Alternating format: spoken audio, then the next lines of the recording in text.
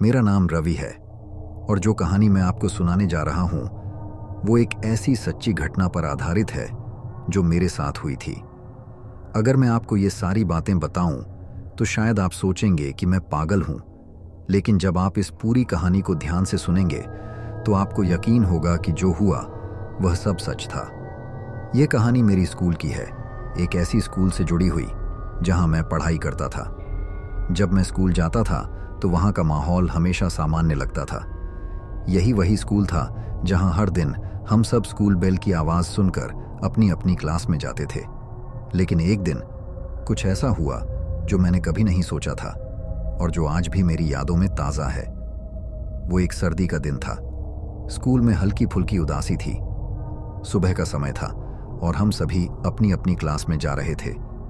जैसे ही school bell की आवाज़ आई, हम सब अपनी क्लासरूम की तरफ बढ़ने लगे। लेकिन उस दिन मुझे महसूस हुआ कि बेल की आवाज़ कुछ अजीब सी थी। मैंने अपनी तरफ से राहुल को देखा जो मेरे साथ क्लास जा रहा था और मैंने कहा, यार ये बेल की आवाज़ कुछ अलग लग रही है, क्या तूने भी सुना? राहुल ने हंसते हुए कहा, हाँ मुझे भी ऐसा ही लग रहा है, लेकिन शायद हम थके हुए हैं। मैंने ज़्यादा ध्यान नहीं दिया और हम दोनों क्लास में घुस गए। लेकिन कुछ देर बाद वह अजीब सी आवाज़ मेरे दिमाग में घुसने लगी। स्कूल बेल की आवाज़ पहले जैसी नहीं थी, बल्कि कुछ और ही लग रही थी। यह पहले वाली घनघनाती आवाज़ नहीं थी, बल्कि जैसे किसी पुरानी घंटी का आवाज़ आ रही हो जो कभी सुनाई नहीं दी। मैंने इस पर ज़्यादा ध्यान नहीं दिया क्योंकि बाकी सब कुछ सामान्य था। लेकिन एक दिन यह आवाज़ और भी डरावनी हो गई। एक दिन हमारी क्लास में नया टीचर आए जिनका नाम था मिस्टर मेहरा। वह काफ़ी सख्त और अनुशासन प्रिय थे। एक दिन क्लास में पढ़ाते हुए उन्होंने अचानक पूछा, क्या तुम लोगों ने कभी उस अजीब सी स्कूल बेल की आवाज़ सुनी है? यह सुनकर सभी चुप हो गए और मिस्टर मेहरा की आंखों में एक डर था। मुझे भी यह बात बहुत अजीब लगी। मैंने सोचा, क्या हो सकता है? क्या कोई और परेशानी है? लेकिन अगले दिन से वही बेल की आवाज़ और भी तेज़ और अजीब होने लगी। मैं हर रोज़ स्कूल जाता और हर रोज़ वही आवाज़ मेरे अंदर डर पैदा करती। एक शाम स्कूल के बाद जब मैं घर जा रहा था तो मुझे फिर वही आवाज़ सुनाई दी। इस बार वह आवाज़ मुझे और भी डरावनी लगी। मैंने देखा स्कूल के गेट के पास एक साया दिख रहा था जो अंदर की तरफ बढ़ रहा था। यह देखकर मेरा दिल तेज़ी से धड़कने लगा और मैं बिना किसी विचार के घर की तरफ भागने लगा। उस दिन के बाद मुझे यह एहसास हुआ कि कुछ गड़बड़ है और कुछ अजीब सा घटने वाला है। अब मुझे यह महसूस हुआ कि यह सब सिर्फ मेरे लिए नहीं बल्कि सबके लिए हो रहा है। वही अजीब सी आवाज़, वही डर और वही रहस्य, सब कुछ धीरे धीरे मुझे और भी परेशान करने लगा। मुझे समझ में नहीं आ रहा था कि यह सब क्या था, लेकिन मैं इसे नज़रअंदाज नहीं कर सकता था। वो स्कूल बेल की आवाज़ अब मेरी ज़िंदगी का हिस्सा बन चुकी थी और अब हर रोज़ मुझे कुछ और डरावना महसूस होता था।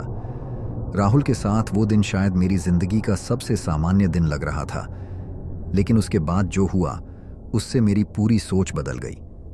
मुझे अब यकीन हो गया था कि स्कूल की बेल की आवाज़ सिर्फ एक मामूली घटना नहीं थी, ये किसी और चीज़ से जुड़ी हुई थी, एक रहस्य जो हम सब से छिपा हुआ था। मैं अगले कुछ दिनों तक उसी अजीब सी बेल की आवाज़ को सुनता रहा। यह हर दिन और भी डरावनी होती गई, जैसे कोई पुराने मंदिर की घंटी या फिर जैसे कोई औरत चिल्ला रही हो।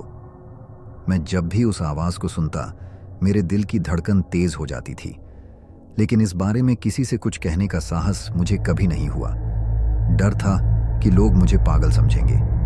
एक दिन स्कूल में हम एक प्रोजेक्ट पर काम कर रहे थे। हमारी क्लास में कुछ भी सामान्य नहीं हो रहा था। किसी को भी पढ़ाई में ध्यान नहीं था, सब बस एक दूसरे से ही बात कर रहे थे। अचानक बेल की आवाज़ आई और इस बार वह बेहद डरावनी थी, मानो वह बेल किसी और जगह से आ रही हो। मुझे कुछ समझ नहीं आ रहा था और मैंने मिस्टर मेहरा से पूछा, सर क्या यह आवाज़ हमेशा इतनी अजीब रहती है? उन्होंने एक गहरी सांस ली और फिर कहा, तुम्हें यह सब नहीं जानना चाहिए रवि। उनकी आंखों में एक तरह का डर था और मुझे लगा जैसे वह मुझसे कुछ छुपा रहे हों। जवाब सुनकर मैं थोड़ा और हैरान हो गया। अब मुझे लगता था कि यह सब कुछ बहुत गहरे में था, कुछ ऐसा जिसे लोग जानने से डरते थे। उस दिन के बाद मैंने मिस्टर मेहरा से कई बार जानने की कोशिश की कि आखिर यह क्या था, लेकिन वह हमेशा मुझसे बचते रहे। उनकी आंखों में डर साफ दिखाई देता था। मुझे समझ में आ गया कि वह कुछ छिपा रहे थे, लेकिन क्या? एक दिन जब हम सब लंच ब्रेक के बाद क्लास में वापस आ रहे थे तो हमें वह अजीब सी आवाज़ फिर से सुनाई दी, और इस बार वह बहुत ज़्यादा तेज थी। क्लास में एक खामोशी छा गई और सब लोग एक दूसरे का चेहरा देखने लगे। अचानक क्लास की खिड़की से एक साया बाहर जाता हुआ दिखाई दिया। मैं डर से कांपते हुए खिड़की की ओर बढ़ा, और वह साया किसी इंसान का नहीं बल्कि एक काले धुएं जैसा था। मेरे हाथ से किताब गिर गई और सब लोग मुझे देख रहे थे। क्या हुआ? राहुल ने पूछा, पर मैं कुछ भी नहीं बोल सका। उस साए के बाद मुझे एक डरावनी सी हलचल महसूस होने लगी। वो साया अब तक क्लास से बाहर जा चुका था और बेल की आवाज़ अब भी सुनाई दे रही थी, लेकिन इस बार मुझे यह ऐसा लग रहा था जैसे वह आवाज़ हमारे आसपास ही कहीं हो। क्या वह साया उसी आवाज़ से जुड़ा था? क्या यह सच में कुछ भूतिया था? कुछ समय बाद मैं और राहुल छुट्टी के बाद स्कूल से बाहर जा रहे थे जब हमें एक पुरानी किताबें मिलने की आवाज़ सुनाई दी। यह आवाज़ हमारी स्कूल की लाइब्रेरी से आ रही थी, लेकिन जब हम अंदर गए तो वहाँ कोई नहीं था। किताबें बिखरी हुई थीं और एक किताब लगातार अपने आप खुल रही थी, जैसे कोई उसमें से पढ़ रहा हो। राहुल और मैं डर के मारे बर्फ की तरह सख्त हो गए। उस किताब को खोलने की कोई हिम्मत नहीं कर पा रहे थे, लेकिन अचानक वह किताब बंद हो गई और एक कटा हुआ पन्ना गिर पड़ा।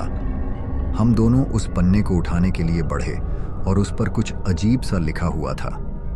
वो बेल कभी बंद नहीं होगी जब तक उसकी आवाज़ नहीं सुनी जाएगी। ये शब्द पढ़ते ही हमारा दिल थम सा गया। हम दोनों भागते हुए बाहर निकले और स्कूल के गेट के पास खड़े हो गए। मैंने राहुल से कहा, यह सब सही नहीं है, कुछ बहुत गलत हो रहा है। राहुल ने सिर हिलाया और कहा, हमें इसे छोड़ देना चाहिए। हम जो भी कर रहे हैं, हमें यह सब नहीं करना चाहिए। यह खतरे से भरा हुआ है। लेकिन मेरा दिल अब यह मानने को तैयार नहीं था। मुझे यह रहस्य सुलझाना था। वापस घर लौटते समय मेरी मनोस्थिति पूरी तरह बदल चुकी थी। वह बेल की आवाज़, वह साया और वो किताब, सब कुछ एक सशक्त संकेत दे रहा था कि कुछ बहुत बड़ा और ख़तरनाक होने वाला था। मुझे लगता था जैसे कुछ हमें घेरने के लिए आ रहा था, कुछ ऐसा जिसे हम समझ नहीं पा रहे थे। रात को सोते वक्त मेरे दिमाग में वही डरावनी आवाज़ गूंजने लगी। वह बेल मुझे कहीं दूर से बुला रही थी।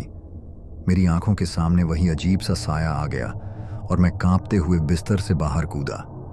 मैं चिल्लाते हुए उठ खड़ा हुआ और उस रात मैंने पूरी तरह से सोने की कोशिश नहीं की।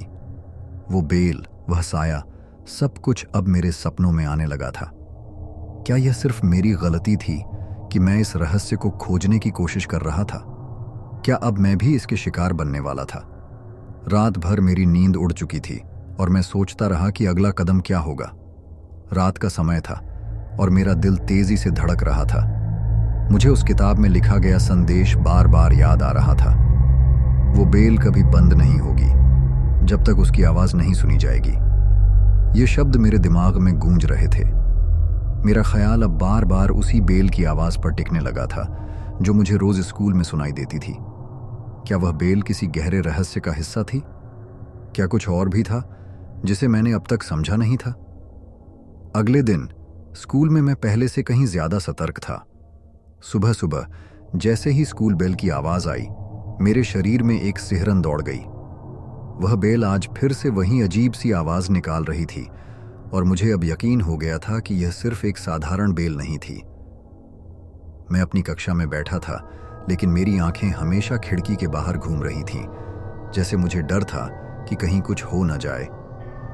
तभी मिस्टर मेहरा ने क्लास में आकर हमें एक असाइनमेंट दिया। वह सामान्य से ज्यादा घबराए हुए लग रहे थे। मैंने देखा कि उनके हाथ कांप रहे थे और उनकी आवाज में भी एक अजीब सी दरार थी। वह हमें पढ़ाते हुए बार बार अपनी घड़ी को देख रहे थे, जैसे किसी चीज का डर उनके अंदर समा गया हो। मैंने कुछ देर बाद अपनी आंखें उनसे हटा लीं और खिड़की से बाहर देखने लगा। वही अजीब सी धुंधली सी छाया फिर से दिखाई दी। इस बार वह खिड़की के पास से गुजरते हुए स्कूल के पुराने बगीचे की तरफ बढ़ रही थी। मेरे शरीर में एक ठंडक दौड़ गई और मेरी आंखें घबराहट से फैल गईं। मैंने राहुल को देखा, जो कुछ कहने ही वाला था, लेकिन फिर रुक गया। उसकी आंखों में भी वही डर था जो मुझ में था। हम दोनों बिना कुछ कहे खड़े हो गए और खिड़की से बाहर देखने लगे। वह साया धीरे धीरे बगीचे के एक पुराने पेड़ की तरफ बढ़ रहा था। हम दोनों क्लास से बाहर निकले और चुपचाप उस साए का पीछा करने लगे। हम धीरे धीरे बगीचे की तरफ बढ़े और जैसे ही हम पुराने पेड़ के पास पहुंचे, हमें वह डरावनी बेल की आवाज फिर से सुनाई दी। आवाज अब और भी करीब से आ रही थी, जैसे वह किसी अजनबी के हाथों से बज रही हो। अचानक पेड़ के नीचे हमें कुछ सफेद रंग की चीज दिखाई दी। हम दोनों घबराए हुए उस चीज की ओर बढ़े और जैसे ही हम पास पहुंचे, हम दोनों के होश उड़ गए। वह एक पुरानी घड़ी थी और उसके नीचे वही पुराना स्कूल बेल रखा हुआ था जो हर दिन हमें स्कूल में सुनाई देती थी। यह देखकर हम दोनों के मुंह से शब्द नहीं निकल रहे थे। हमें समझ में नहीं आ रहा था कि यह घड़ी और बेल यहाँ कैसे आए। फिर अचानक जैसे ही मैंने घड़ी को उठाया, वह बेल फिर से घनघनाई, लेकिन इस बार वह इतनी जोर से बज रही थी कि मेरे कानों में चक्कर आने लगे। यह आवाज अब मेरे दिमाग में गूंज रही थी, जैसे कोई छाया मेरे पीछे खड़ी हो और मुझे धीरे धीरे निगलने की कोशिश कर रही हो। राहुल ने डरते हुए कहा, क्या यह वही बेल है जो रोज हमें सुनाई देती है? मैं बस खड़ा रहा और घड़ी के पास ध्यान से देखने लगा। अचानक घड़ी में एक दरार दिखाई दी और उसमें से एक कटा हुआ पन्ना गिरा। वह वही पन्ना था जो हमने लाइब्रेरी में देखा था। राहुल और मैंने उसे उठाया और उस पर वही शब्द लिखे हुए थे, वह बेल कभी बंद नहीं होगी जब तक उसकी आवाज नहीं सुनी जाएगी। ये शब्द अब हमें और भी परेशान करने लगे थे। राहुल ने कहा, क्या इसका मतलब यह है कि बेल को बंद किया नहीं जा सकता? और अगर हां, तो यह किसे परेशान कर रहा है? हम दोनों के मन में सैकड़ों सवाल थे, लेकिन कोई भी जवाब हमारे पास नहीं था। हम बिना कुछ और सोचे वापस क्लास में लौट आए। उस दिन के बाद मुझे समझ में आने लगा कि यह सब कुछ मेरे लिए नहीं था। यह एक पुरानी कहानी थी जिसे बहुत पहले कोई और जी चुका था। स्कूल के प्रिंसिपल से लेकर सारे टीचर्स, सबको किसी न किसी तरह की जानकारी थी, लेकिन वे इसे कभी भी छेड़ते नहीं थे। यह एक ऐसा डर था जो सबको बंधक बना चुका था। अगली रात मैंने तय किया कि अब मुझे इसका हल निकालना होगा। मैं फिर से स्कूल में गया, लेकिन इस बार मैंने तय किया कि मैं अकेले जाऊंगा। मैंने क्लास का दरवाजा बंद किया और धीरे धीरे लाइब्रेरी की तरफ बढ़ने लगा। जैसे ही मैं लाइब्रेरी के पास पहुंचा, मुझे वही डरावनी बेल की आवाज सुनाई दी। इस बार आवाज इतनी तेज थी कि मुझे लगा कि मेरे कान फट जाएंगे। मैं भीतर घुसा और वही पुरानी किताबें और घड़ी फिर से सामने थी। मैंने घड़ी को उठाया और जैसे ही उसके पास गया, घड़ी से एक अजीब सी खौफनाक सी आवाज निकली। मेरी आंखों के सामने वही साया था, वही कटा हुआ चेहरा जो रात को मेरे सपनों में था। वह शख्स धीरे धीरे मेरी तरफ बढ़ा और मेरे गले में हाथ डालने की कोशिश की। मेरी सांसें रुक गईं और तभी अचानक वह साया गायब हो गया। मुझे लगा कि शायद मैंने सब कुछ देखा या फिर यह सब मेरे मन का वहम था। लेकिन अगले दिन स्कूल में सब कुछ बदल चुका था। मिस्टर मेहरा क्लास में आए और उनका चेहरा बिल्कुल सफेद था। उन्होंने हमें बताया कि हमें इस स्कूल से अब जल्दी से जल्दी निकलना होगा। उन्होंने कहा, यह बेल अब किसी को नहीं छोड़ने वाली। और इस डरावनी कहानी का अंत बहुत ही खौफनाक था।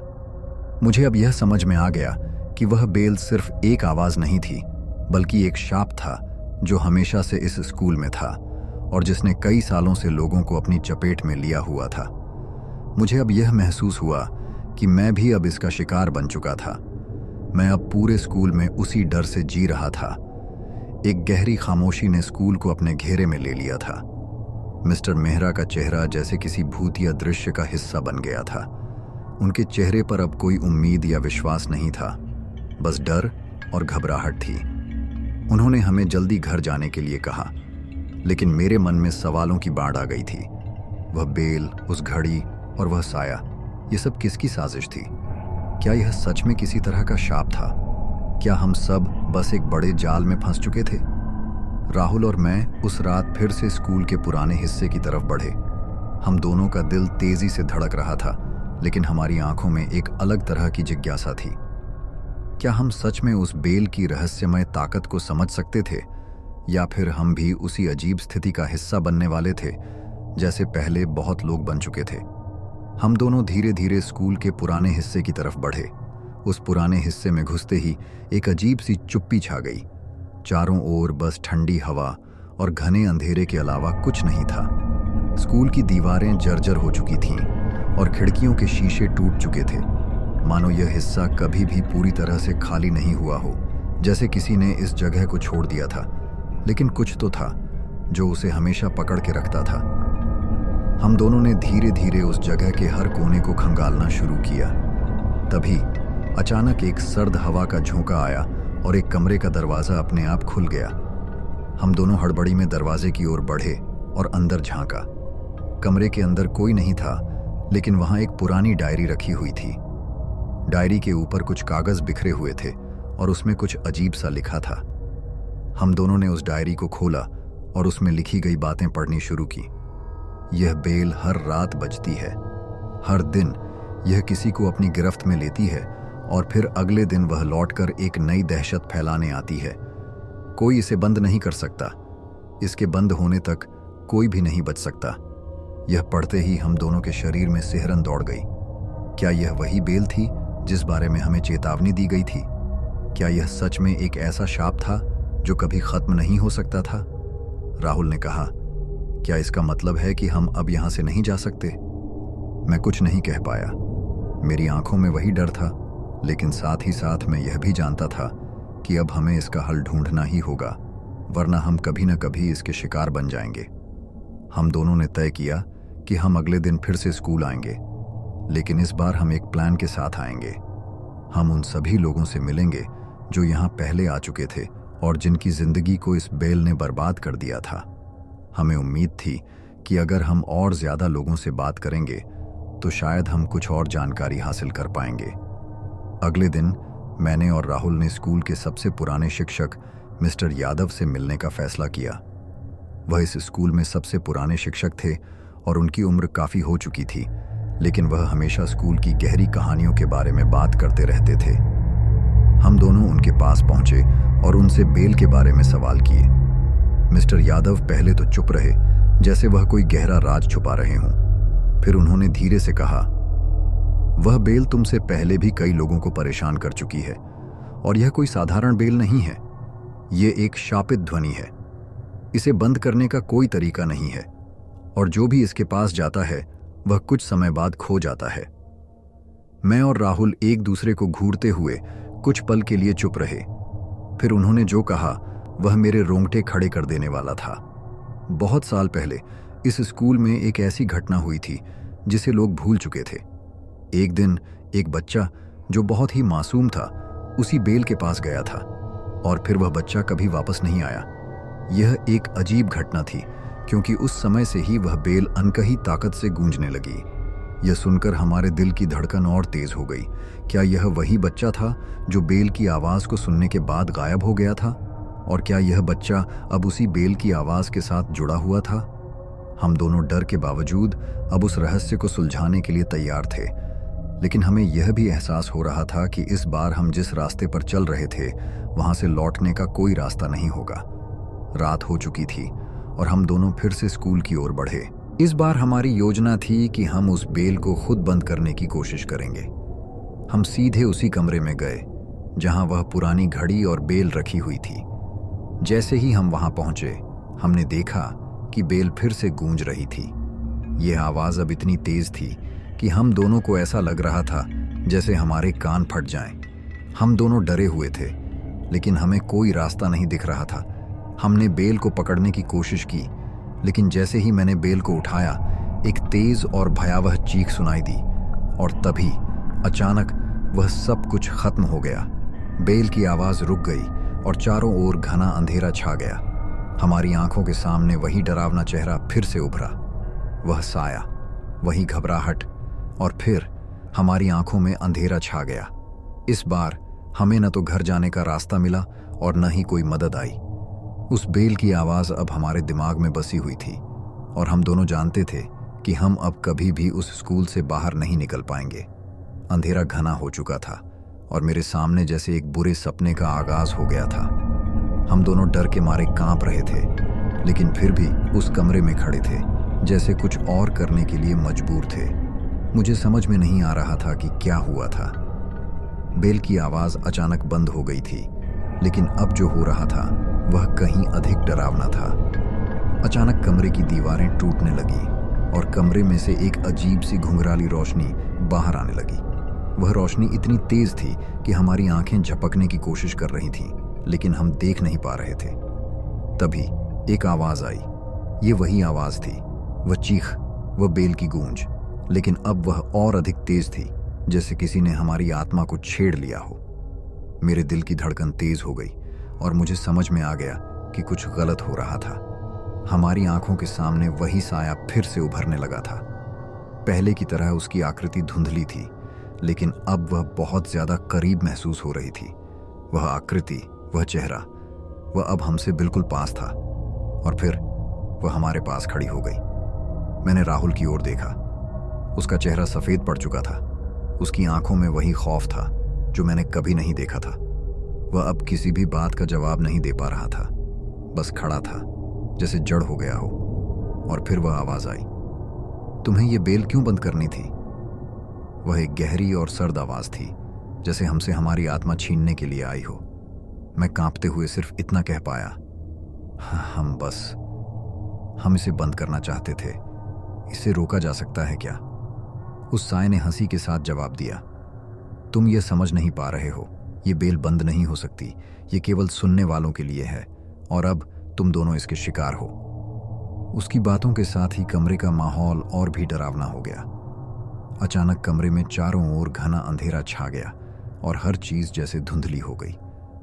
कमरे की दीवारों से एक डरावनी आवाज आने लगी, जैसे किसी ने उसे अपने पंजों से खींच लिया हो। फिर वही आवाज फिर से सुनाई दी, वह बेल, लेकिन अब यह बेल हमारी आत्मा को भेदने वाली हो गई थी। हम दोनों चिल्लाए, लेकिन हमारी आवाज हवा में ही खो गई। हमने उस कमरे से बाहर निकलने की कोशिश की, लेकिन जैसे ही हम दरवाजे की ओर बढ़े, वह बंद हो गया। अब हम दोनों पूरी तरह से फंस चुके थे। मैं समझ नहीं पा रहा था कि क्या हो रहा था, लेकिन मुझे यह एहसास हो गया कि यह सिर्फ एक स्कूल की बेल नहीं थी। यह कुछ और था, कुछ खतरनाक, जो पूरी दुनिया से बाहर था। जैसे ही हम दोनों कमरे के बीच खड़े थे, अचानक बेल फिर से गूंज उठी, लेकिन इस बार उसकी आवाज इतनी तेज थी कि हमारे कानों के पर्दे फटने लगे। हम दोनों गिर पड़े, लेकिन कुछ नहीं हो रहा था। सब कुछ जैसे थम सा गया था। तभी एक खौफनाक ध्वनि आई और फिर हमारी आंखों के सामने वह आकृति पूरी तरह से स्पष्ट हो गई। यह वही चेहरा था, वही साया जिसे हम हमेशा से महसूस कर रहे थे। अब हम दोनों उसके सामने खड़े थे। यह हमारे दिमाग की सबसे बड़ी गलती थी। उस साया ने हमें अपनी ओर खींचा और फिर हमें समझ में आ गया कि हम केवल कुछ पल की दूरी पर थे। हम दोनों को उस बेल के चक्कर में फंसा दिया गया था। हमारे शरीर में हलचल होने लगी। वह साया हमारी तरफ बढ़ रहा था और हम दोनों उसे देख नहीं पा रहे थे, लेकिन हम महसूस कर रहे थे कि वह हमारी आत्माओं को खींच रहा था। हमारी आंखों के सामने वह धुंधला सा चेहरा अब हंस रहा था और अचानक सब कुछ चुप हो गया। फिर एक अंतिम चीख के साथ वह आवाज गायब हो गई। हमारे शरीर अब जड़ हो चुके थे। हम दोनों खड़े थे, लेकिन अब कुछ नहीं हो रहा था। दरवाजा अचानक खुला और हम दोनों बाहर आ गए। हम दोनों बस दौड़ने लगे, जैसे हमारी जान ही सांसों से बाहर हो रही हो। जैसे ही हम स्कूल से बाहर निकले, हम दोनों उस वक्त केवल एक ही बात सोच रहे थे, क्या हम अब कभी अपने घर वापस जा पाएंगे? उस दिन के बाद से हमें कुछ नहीं याद रहा। हमें बस यह याद था कि जब हम स्कूल के बाहर थे, हम दोनों के शरीर ठंडे पड़ चुके थे और हम दोनों के चेहरे पर एक अजीब सी भयावहता थी। हमें हमेशा यह एहसास था कि उस स्कूल में क्या हुआ था, लेकिन हम कभी नहीं समझ पाए कि वह क्या शक्ति थी जो हमें अपनी गिरफ्त में ले आई थी। अब भी जब भी मुझे उस दिन का ख्याल आता है, मेरी रीढ़ में सिहरन दौड़ जाती है। मुझे अब भी उस घड़ी की आवाज़ सुनाई देती है, वह बेल जो कभी भी बंद नहीं हो सकती, वह डर जो हमेशा मेरे साथ रहेगा।